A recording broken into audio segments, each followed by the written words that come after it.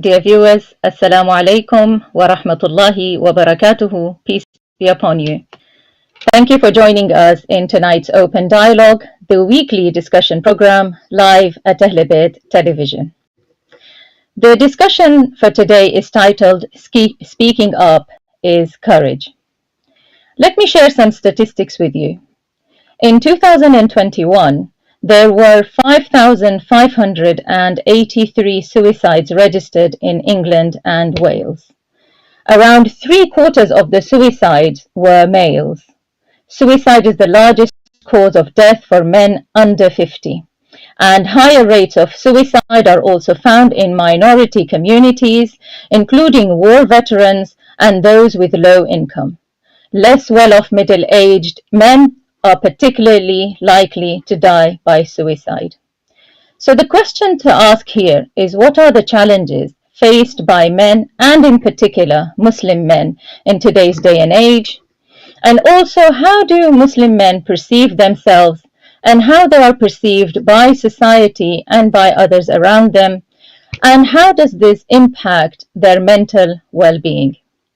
To discuss these questions and more, I am joined by two honorable guests. Let me introduce guest of the week. We have with us Brother Bilal Ali Hugh.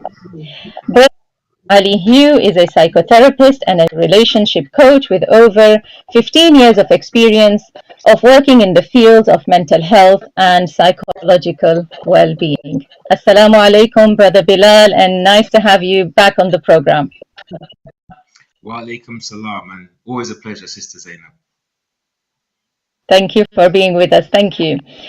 Dear viewers, we are also joined by our religious scholar, Hujjatul Islam wal Muslimin, Sayyid Mohammad Razavi, who is the head of the Religious Advisory Board at the Shia Islamic Education Society in London, where he receives many family cases and deals with them in accordance to the Islamic law. Assalamu alaikum, Sayyid. Thank you in spite of a busy schedule. Wa alaikum assalam wa rahmatullahi wa barakatuh. Okay, so let's start the discussion for tonight. And I think the first question I would like to pose is to you, Brother Bilal. Considering these statistics that I just mentioned and the high rate of men mental health, I think to start off with, if you can just explain to us, before I go into the main mental health concerns that men have, what stops men from seeking help and reaching out when they are struggling?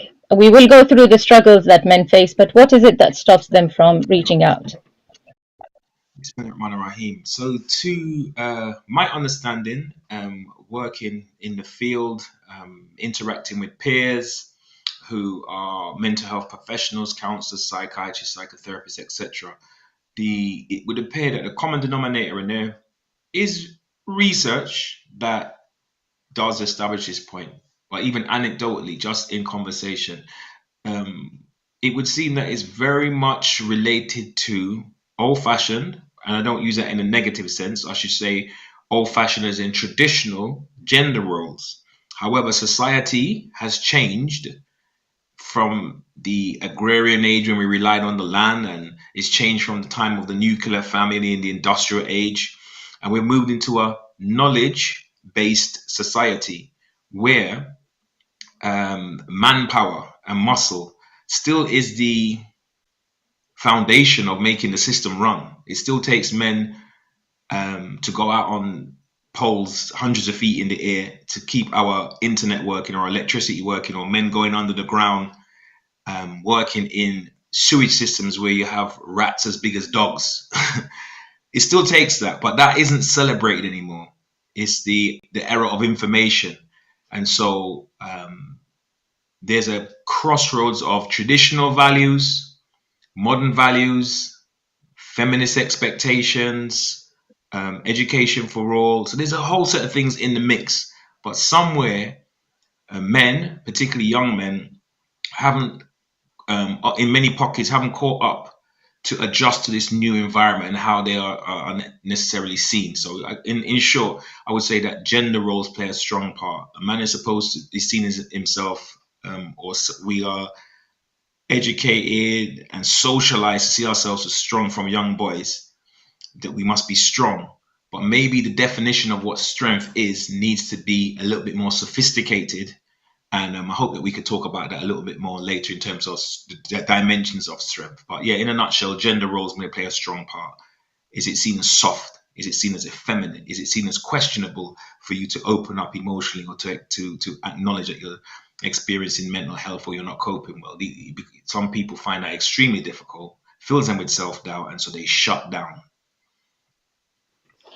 Sure.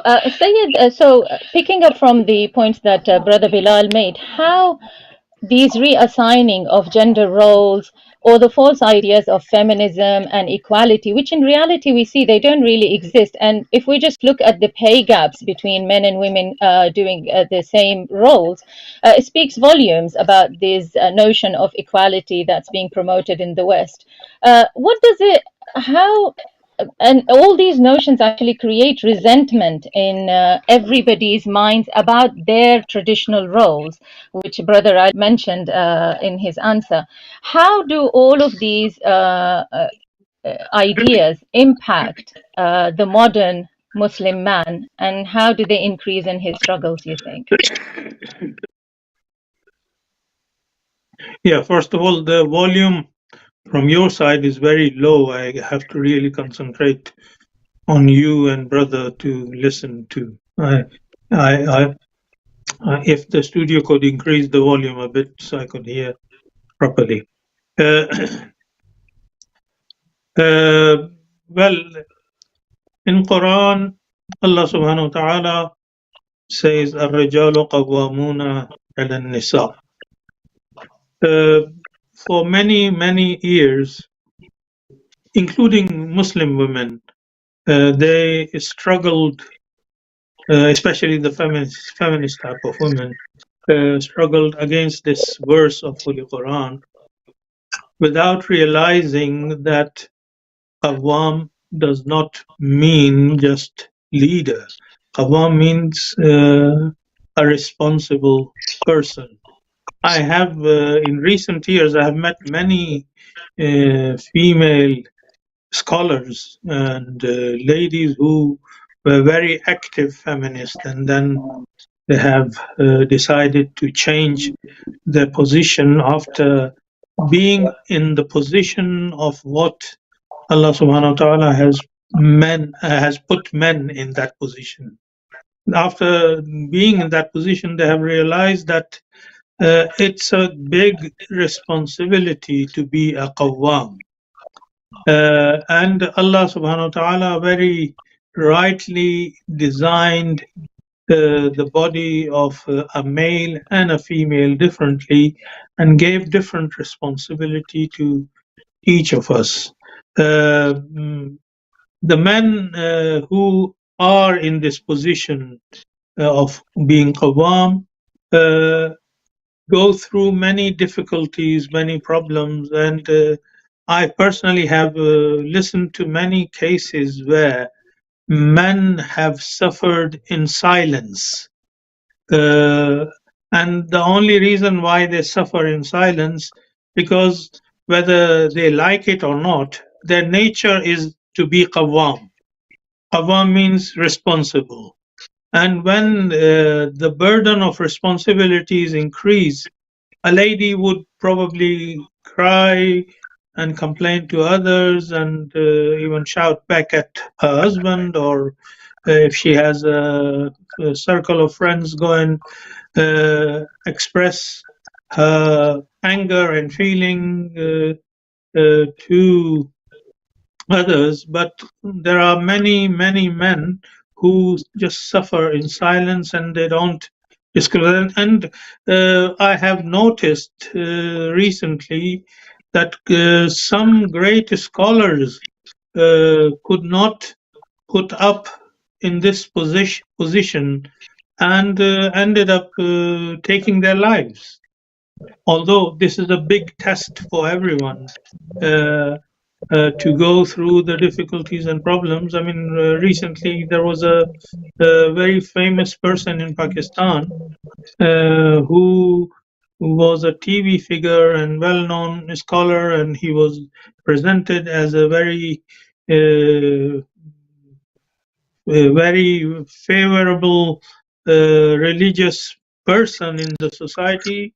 Suddenly we heard the news that he had killed himself. So these are the pressures that many people in our community, especially the men in our community, face. I have had cases where youngsters who hardly have moved on in their life, I mean, stepped into adulthood of their life, they already feel under pressure because of the family upbringing that they are being brought up. They are bombarded with the idea of you are responsible, you are responsible, you are responsible, and if you don't, if the family doesn't do this, and if the person doesn't do this, it's all due to you, and that puts a lot of pressure. And according to the reports from the Western society, also, they are gradually even trying to realize and recognize that there are many men who go through hell and difficulties while they are suffering in the society. So, and I have met many feminists who have realized this and have become more kind towards the men in the society, and they are trying to understand the Quranic point of view or Islamic point of view, which divides the responsibility according to the nature of according to the nature that God has given to the two men. Although in the we are living in a middle of a society where weird ideas are being presented on type of living in this society, and especially gender issues. But we are discussing here the divine religion's point of view. Divine religion's point of view is that men have a role in the society, and female have a role in the society, and we cannot be equal. The equality means that we do our responsibility according to our nature, our God-given nature, and be satisfied with that. Brother Bilal, I know you have a lot of opinions regarding what the Sayyid said, so I'm going to allow you. But men are at a losing battle in both, especially in the Western society in this modern day, whether they pick up their responsibility and they are a qawwam, they are still undermined, and whether they fall into the feminist ideas and allow a lot of power to the females, they are still at a losing battle. What are your thoughts regarding what the Sayyid said? No, I really appreciate what the Sayyid had to say. And it was pretty tragic, but not so uncommon in terms of a man suppressing his feelings and then ending up exploding and taking his own life and completing a suicide, as they use the phrase. Because it's funny that you started out by mentioning suicide. Statistically, for example, in the UK, more women attempt suicide, but the methods they use are not very, fortunately, not very effective. So maybe they've experienced a desperate moment, used some type of method to end their life. It didn't work. Alhamdulillah, they're still alive. Whereas oftentimes when men attempt to take their own life, they do complete the suicide because the methods they use are very emphatic. So, there is something about how we are going to go back to how boys are socialized. I spend a lot of time working with young boys, and it's informing me even more beyond the research, but actual my interactions of how early the socialization process takes place. And this isn't a bad thing that boys and girls have a different inclination and are socialized different, but we're living in a political and an economic system which is very different to an Islamic system. Then it becomes very challenging to have these gender roles, and that we're not affected by it, as say, for example, as a Muslim community in Western countries, or Muslim communities in Western countries, we're going to be affected, particularly young men, particularly for the fact that they're straddling two worlds. On the one hand, they're expected and they are nurtured and they are brought up to understand that men are the maintainers of women. They're seeking marriage. For example, they meet a Muslimah, she's educated or she's a professional in some sphere, she's on a certain income. Can he match that? Maybe he does. But the reality is that men don't generally meet their financial peak and prime until they're in their 40s. So expectations in the young man's head in this economic environment and what the expectations for him as a potential husband are so sometimes immense. And that's why you end up getting young men that are suffering from depression, from anxiety. That might be part of it. And there's also this building up resentment. If you follow some of the online conversations and dynamics between young Muslim men and women, they've descended into a gender war in terms of verbal back and forth, because there is I think a sense of a loss of power.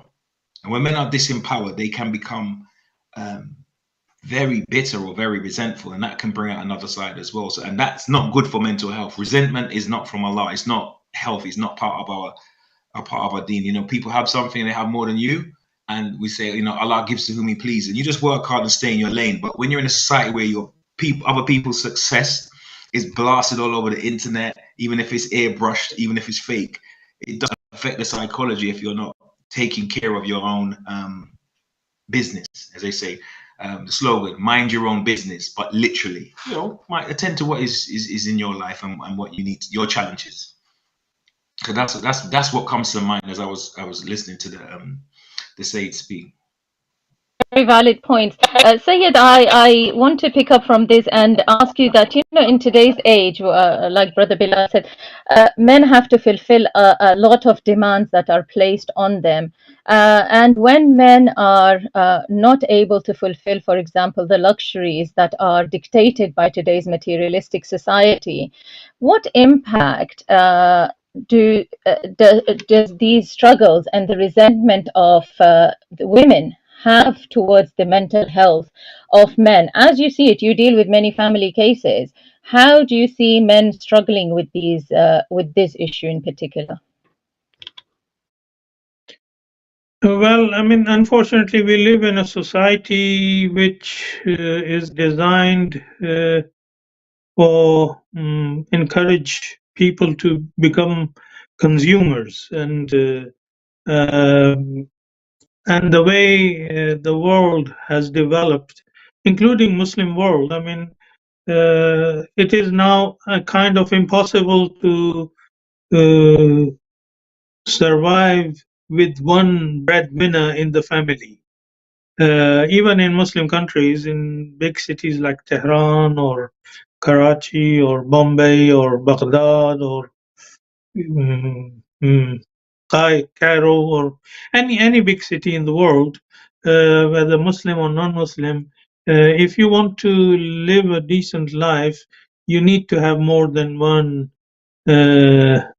breadwinner, or in majority of the cases, men are forced to work in two shifts or to have two jobs, and that puts a lot of pressure on the men, and especially men are expected to be in the family with the children, with doing other responsibilities and duties beside earning a living.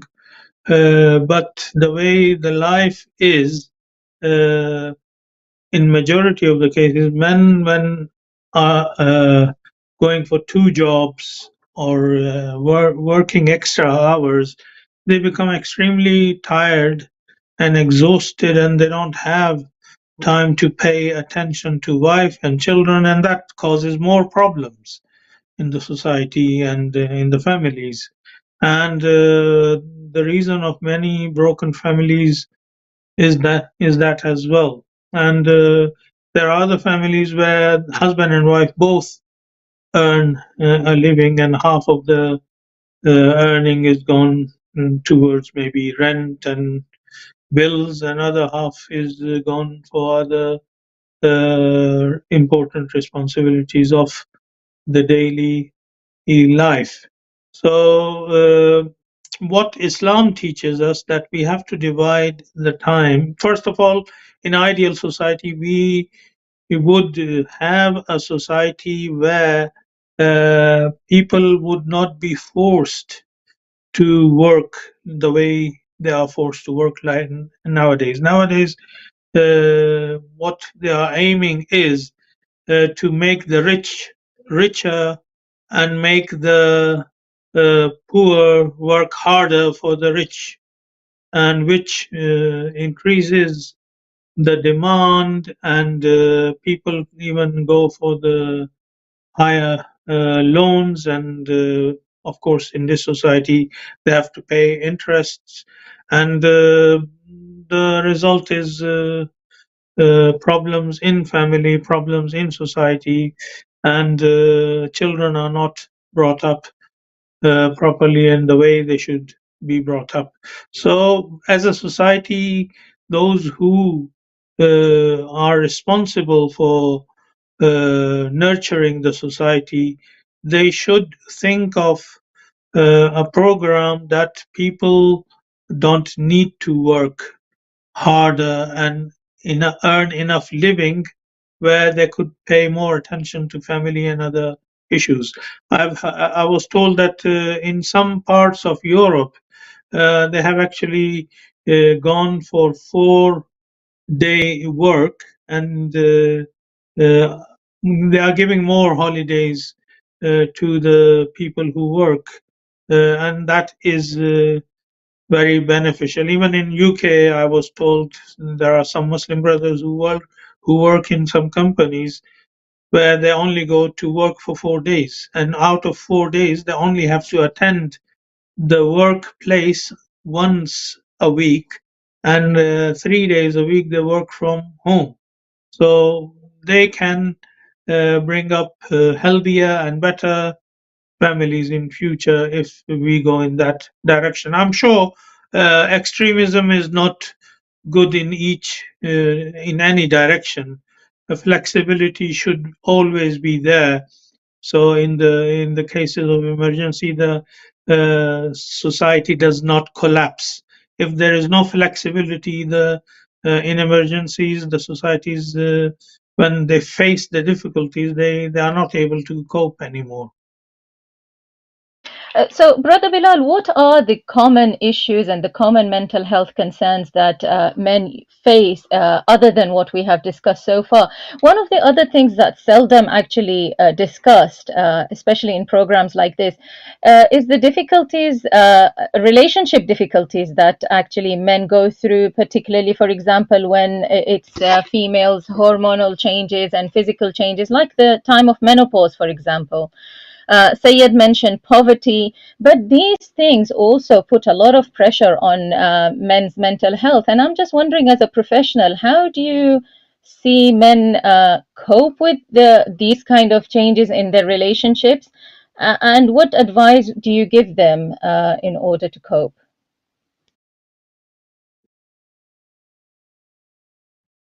The society, the kind of men that I will come into contact and work with.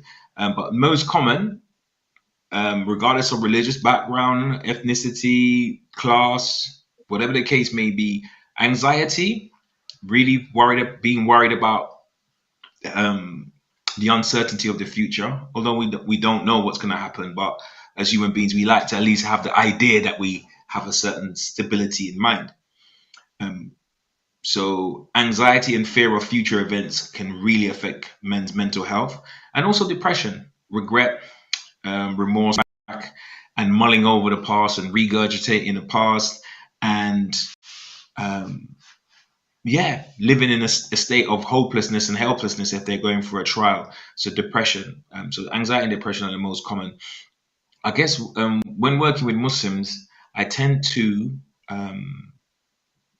just remind people, if I'm mindful of in the work, about the Islamic narrative, I guess, the ayats of the Quran that may apply, where they are in that, just to remind the believer, where they may be in their process and how it relates to the seerah or the general story of Islam. Maybe they're in a particular stage where they are struggling with their housing situation, for example, and we might discuss about the time when the Prophet and the early companions were driven out of their homes. And they're just drawing parallels trying to draw parallels from the Islamic paradigm, and maybe remind people of like, verily with hardship there is ease. Like, actually, not just after you go through this it's going to get easier, but even in the difficulty there's a lesson. There is a lesson and a blessing in this difficulty that you're going through, and it's to really make a cognitive shift, make a shift in your mind, and move from that place of I'm feeling sorry for myself and how can I empower myself, because the Almighty is backing me and he's taking care of me, even if it feels tough at this moment in time. And it is tough at this moment in time. I have to be mindful of the bigger picture. So that's the kind of work. But I don't generally give advice. I just give reminders, and I just create a space for people to make sense of what's going on for themselves. Important for them to reach out and to talk, which we will talk about the options that men have in order to deal with whatever problems and issues they are facing. Sayyid, Brother Bilal mentioned depression. What is the Islamic view regarding depression? Because as we know, depression is the first step towards taking suicidal steps. So what is the Islamic view of depression, and when people are experiencing stresses and anxieties and so on? Well, Islamic view is to prevent illness before it comes.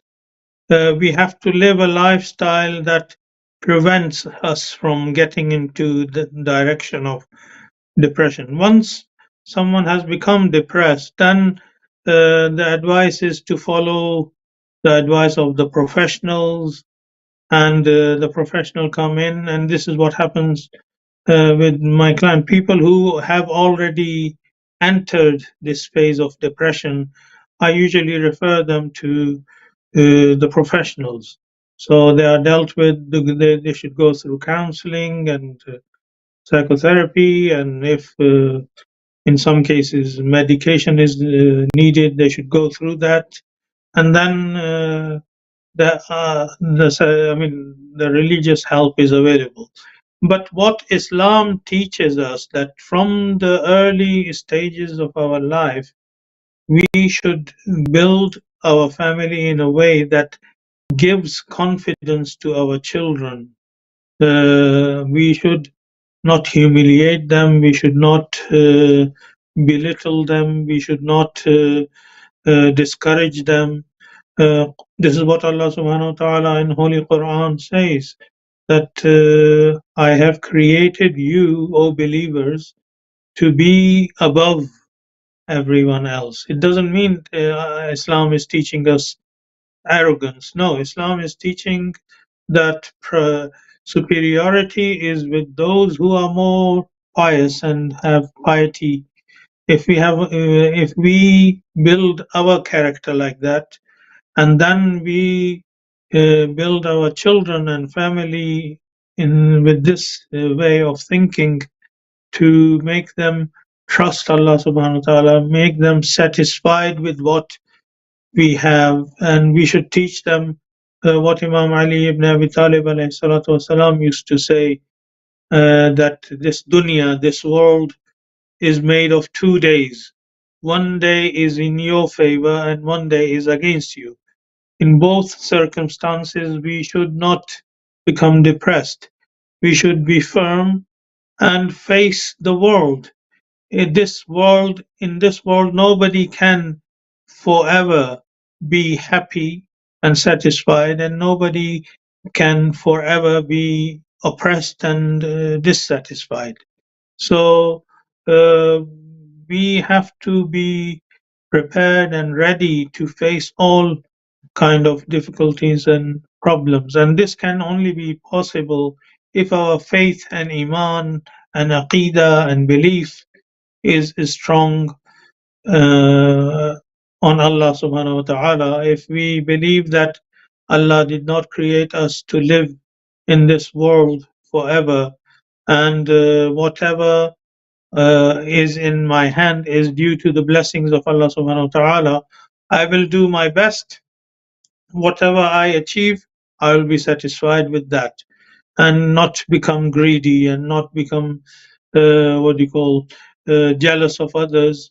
Then we can have a better life. This is the way Islam nurtures us.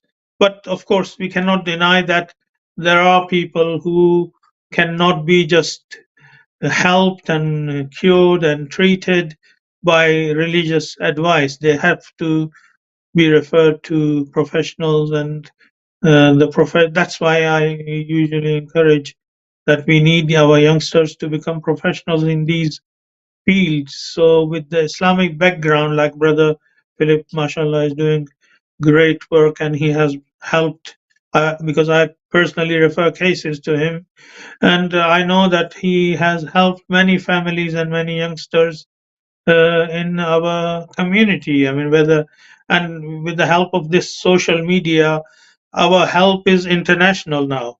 I mean, Brother Philip is known around the world wherever the TV reaches, and I have been to many countries, and people have known about him and understand his efforts and help that he's providing.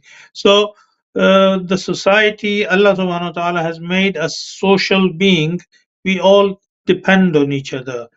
I cannot be 100% helpful in everything. I need to depend on others, and Brother Philip also cannot be 100% helpful in everything, and he needs to depend on others in other fields. So this is how we should run our society, the way Ahlebait alayhim salatu wasalam taught us to run. Sure. Brother Bilal, though, Sayed mentioned here that, we should have spaces in our families, and the bringing up of the boys at an early stage plays a huge role in their mental health as they grow on, and how they can face the struggles that society throws their way. But oftentimes we see that men are not encouraged to show their emotions, and they're told to man up. So, how do you feel that men are sidelined and dismissed, and what destructive effects and consequences do these statements of manning up, not to show your emotions, and sidelining and dismissing the emotions of men have on the mental health of men? Damaging in the sense of suppressing your emotions. There's one thing about saying, I intend to have a certain level of discipline as a man, for example. So if I'm in a professional environment and I feel a level of anger, how do I channel my anger? Not that I'm not going to feel angry, because I've been given that capacity, but how do I channel that anger, or how do I, deal with that anger? And it's different from denying that I'm angry and suppressing. This is what leads to, sometimes can lead to sickness in the body, where we actually suppress our emotions, not able to articulate them, not even able to experience them to the fullness. And so that because the body never lies, it shows up in different types of ailments and illnesses. So I think that there's a difference between being able to control or have a level of discipline over your emotions, how you may share those emotions. But that's completely different from being even honest with yourself. That's different from the person that keeps a journal, or is in therapy, or is in some sort of relationship with a confidant that they can actually share and say, recently this was what I experienced, and this is how I felt about the situation. It's crazy. I went through X, Y, and Z. And that's very different from suppressing it.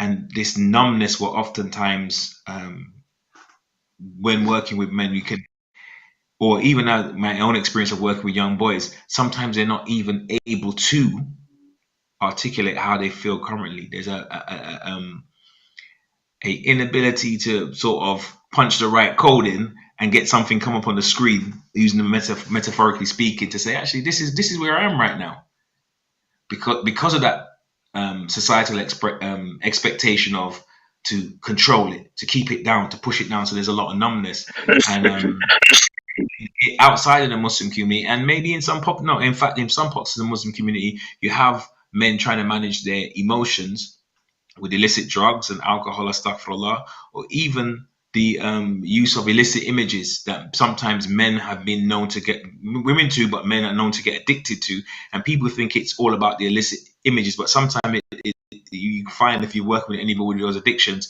it goes way deeper than that. It's something to do and with emotional disconnection. And so, as they use in the movie The Matrix, the rabbit hole goes very deep. So there's a lot of things that are believed beneath the surface, but yeah, it can be harmful to really suppress your emotions. And I say that it's really about men finding trusted, safe spaces. And with professionals, if that professional need is needed, if the professional help is needed, that's fine. But it doesn't have to be. I mean, even in ancient societies, you had the idea of somebody going and speaking to the priest or the shaman or something, talking about a major life event. You know, my wife has just had a baby. My life is going to change, or I lost my brother on a battlefield, or there's an invading force coming, and maybe we're going to lose our way of life, and I feel fearful about that. You know, men would sit in circles and, you know, share these things amongst themselves. They were still considered safe spaces. But I think that in the industrial age, we may have lost touch with some of our traditional ways that kept men whole, that made men complete in a sense of there is a warrior and a person that can, you know, fight the challenges in life and stand up to things. But there's also the lover. But there's also the mystic, the one that is reflective about their relationship with the society, or their relationship with nature, or their relationship with people. Most of all, their relationship with God. So there's different dimensions, and to be complete, a man needs to be in touch with his emotions, but it doesn't mean spilling all over the place, or maybe expressing himself the way that a woman would, because a woman would, because that's another thing that we've got in the modern society, where the argument is men are not in touch with their emotions. But in feminist society or Western dominated society, it means, oh, they need to be more like women. Men don't need to be more like men. Men don't need to be modern men of this era, boys coming into their adolescent years. They don't need to be more like women. They need to be like men, but in a complete sense, not performative masculinity mimicking women. That's, women have their own style, their own flavor, their own gender, or should I say sex peculiar, you know, like ways of doing things. And Allah, as the Sayyidah said, that Allah subhanahu wa ta'ala has made the man, you know, the male is not like the female and the female is not like the male. We're different, and it's okay. Let's not get brainwashed into have a fair society. We're gonna pretend that men and women are the same, you know, like, because in the Western world, equality means sameness. So they're almost going to orchestrate a boxing match or a weightlifting competition between men and women, and all participants, you know, are so equal that, you know, we're not going to have any discrepancies. No, we're very different. Men and women are very different, and that's fine. But it's about men becoming more whole and accepting the different dimensions of their masculinity and manhood. To discuss was the root cause of going towards suicide attempts. For example, one of the things that I know is the feeling of hopelessness that men can experience and can feel.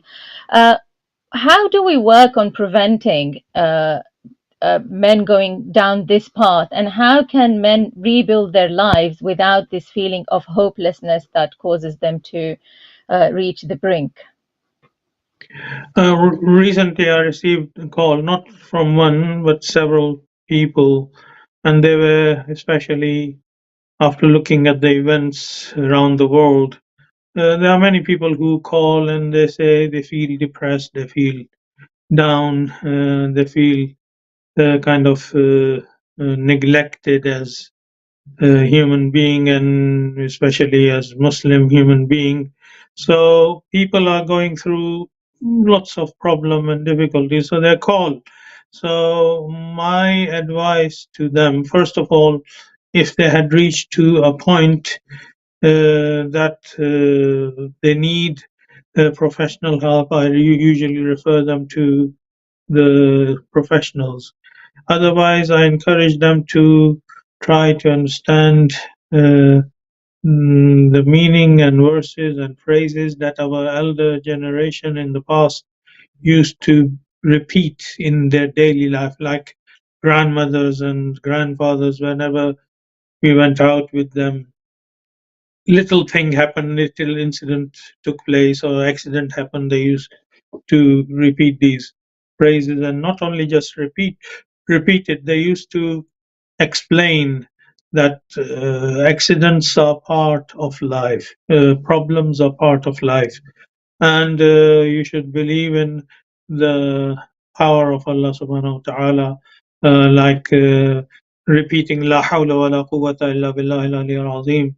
Those who are into zikr and du'as, they understand the meaning of and power of just repeating this phrase in the middle of difficulties and panic and problems, or especially when you keep looking at the news and continuously get negative feedback from it, you are bound to feel depressed, or you are bound to feel under pressure. So instead of getting under pressure, increase your iman in Allah subhanahu wa ta'ala, like repeat La hawla wa la quwwata illa billahi al-aliyyil azim, inna lillahi wa inna ilayhi raji'un, alhamdulillah, subhanallah, mashallah, barakallah, and jazakallah. All these phrases have meaning, but we should not repeat it like a parrot. We should try to understand the meaning of it. And when we repeat these words with belief, I can guarantee you that Allah subhanahu wa ta'ala comes, because He knows our heart and feeling and understanding.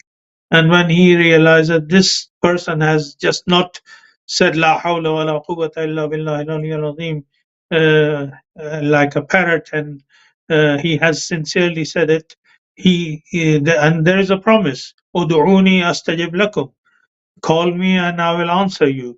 So we have to believe in promises of Allah subhanahu wa ta'ala. We should increase our faith, and and when we increase our faith and express in this way, our children who are growing up around us also get confidence from our reactions, and they are trained to be stronger person in their society. And also those who are into these irfani adhkar and repetitions of the sentences, they also know that some of these sentences have asma a'zam, and there are narrations that if you are in trouble and difficulty, call Allah with isma a'zam, and you will get the result of calling Allah subhanahu wa ta'ala with Isma Azam, and it benefits us. But the condition is that you have to have a strong belief in these, in Allah subhanahu wa ta'ala. Otherwise, it's just a repetition like a parrot. I mean, just as you explained, that adhkar definitely have an impact and an effect on one's soul and ability to deal with issues and problems, but they have to come with a deep-rooted faith and an understanding. And we already talked that most people don't even have time to give to their families because of the work pressures or other pressures of life. So I think one of the important things that you mentioned there is the phrase of the Holy Quran, where Allah subhanahu wa ta'ala says, call unto me and reach out to me and I will respond.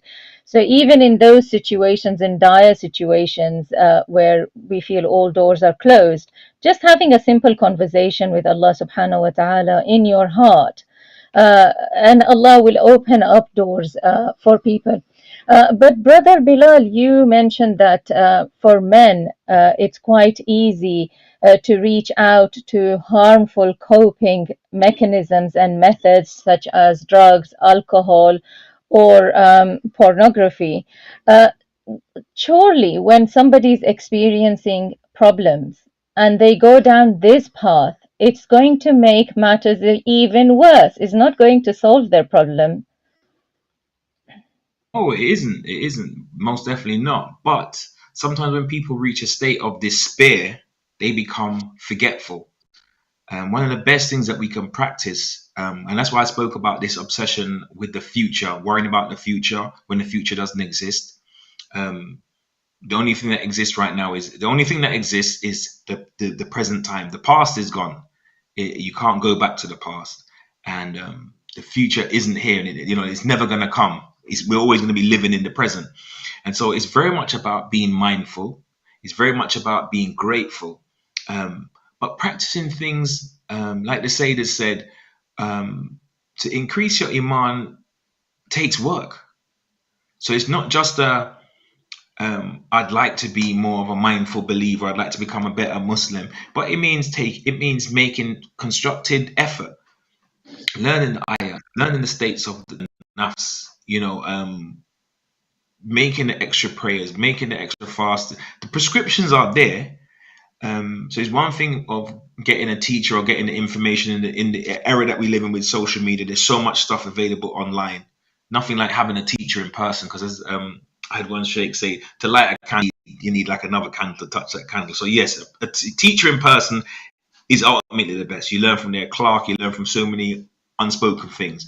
But in the DIY world, and while we're just trying to make the best use, we have phones, we have internet available. Let's learn some stuff, learn some things that we constructed that would increase us in our iman step by step. Let's practice a bit more mindfulness in terms of being present in the moment. It might even be things like relaxation techniques, something simple like deep breathing, just being able to close your eyes and intentionally scan your breath, minutes of your breath, and scan your body from where there's tension to observe where there's tension. Just like this awareness that it doesn't cost a great amount of money. It doesn't even take a great time, but it's about being systematic.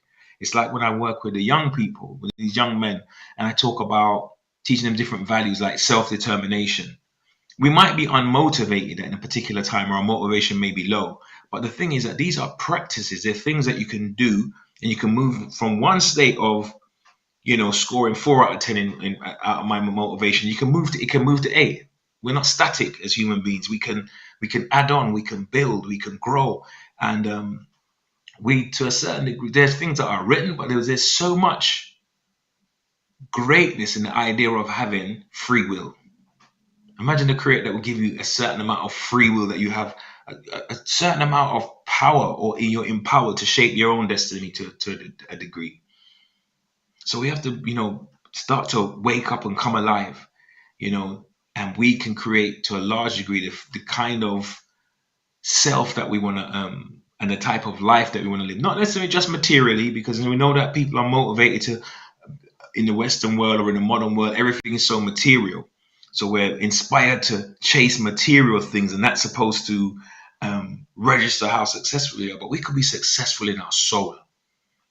So it's not based on our income. That's fine if we're blessed with great wealth. But let the wealth be from inside out, because those material objects can't really bring you happiness. As you know, we have Hollywood stars and millionaires that commit suicide. So, it's a little bit deeper than these toys and these. Let's work on ourselves, on our hearts and our minds. I know in Islamic psychology and Western psychology, they differ, because in Western psychology, we're trained to figure and monitor behavior, and we work with cognitions, we work with thinking.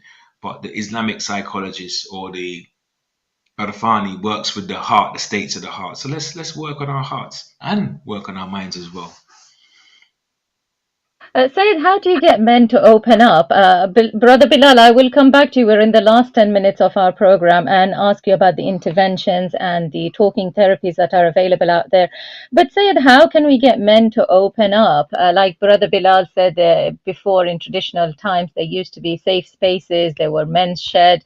All of these things tend to be disappearing, and especially when people are working very long hours and are very stretched for time.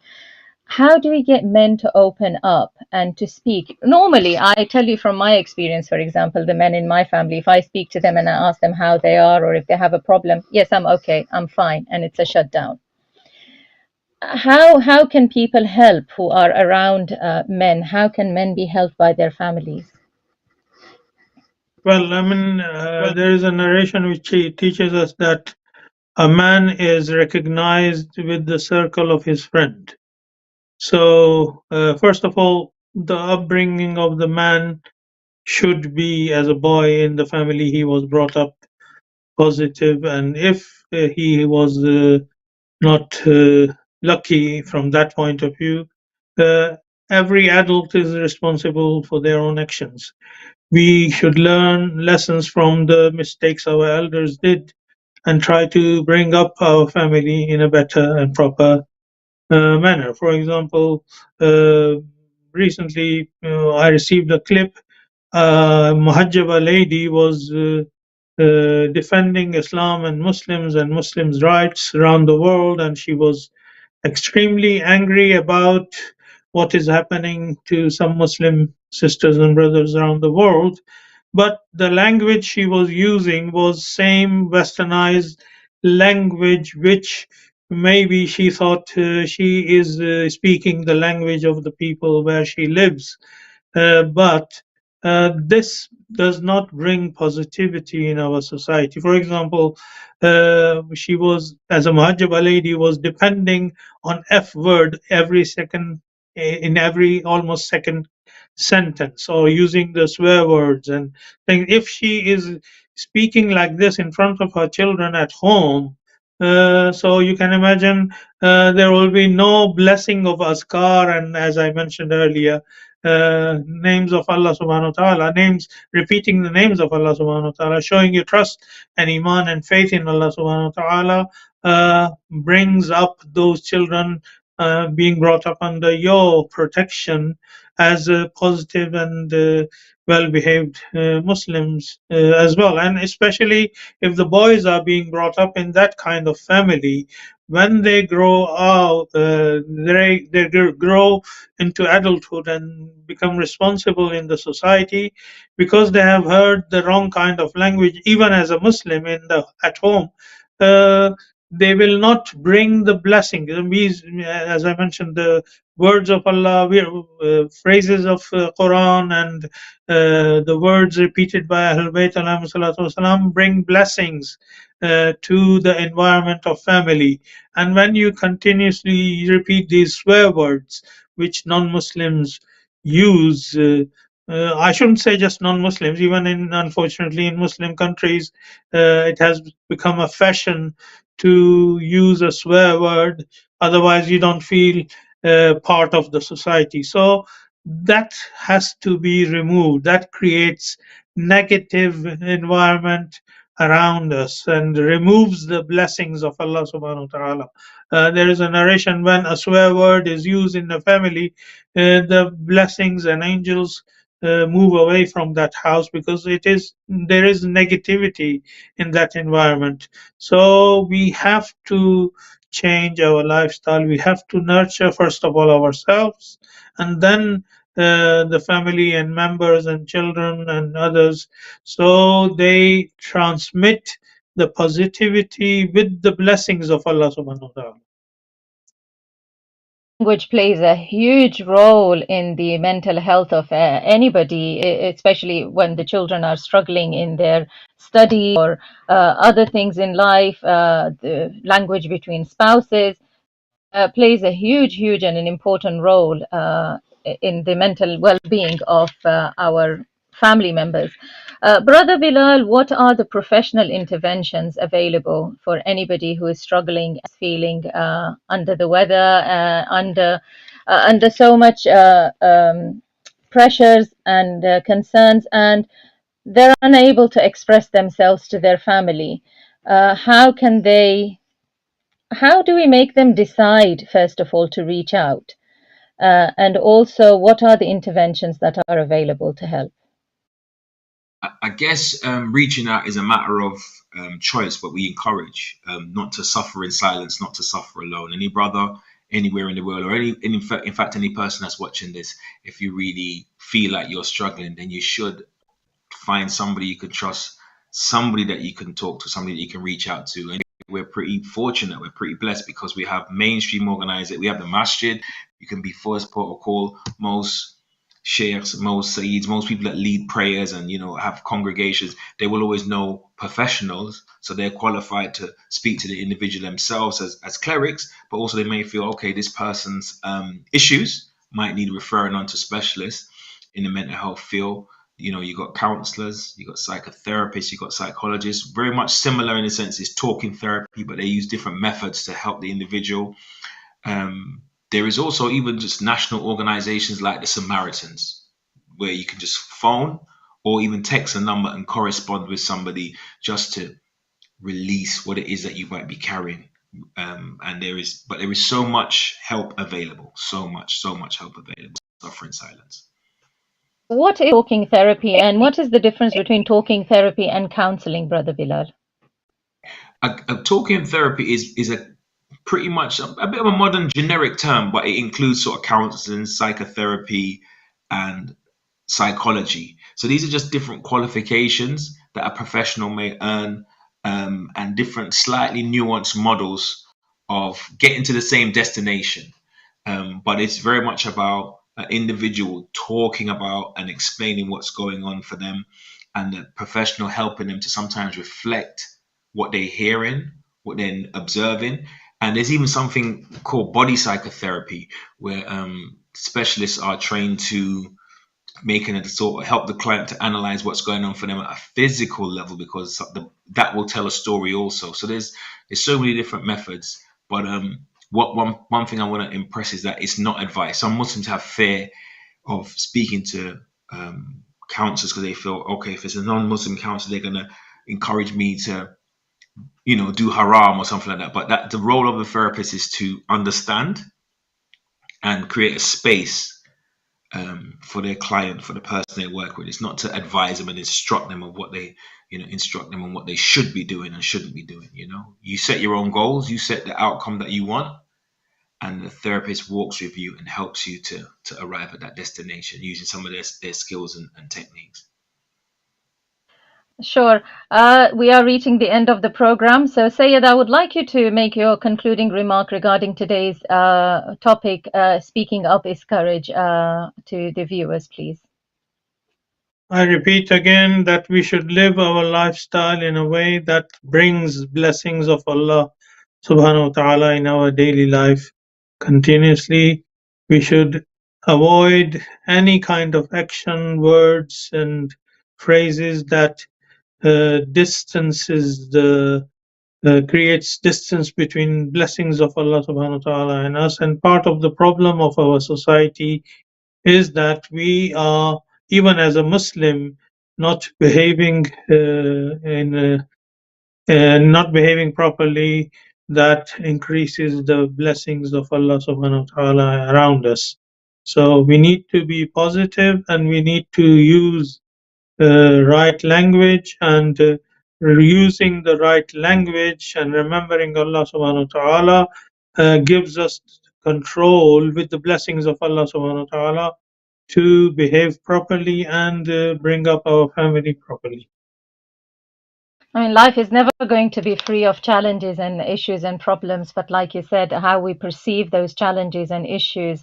And like Brother Bilal reminded us of the Holy Quran's message that after every difficulty comes ease, and sometimes these difficulties are also a blessing in disguise if we use them that way. Brother Bilal, what is your concluding remark regarding today's topic, please?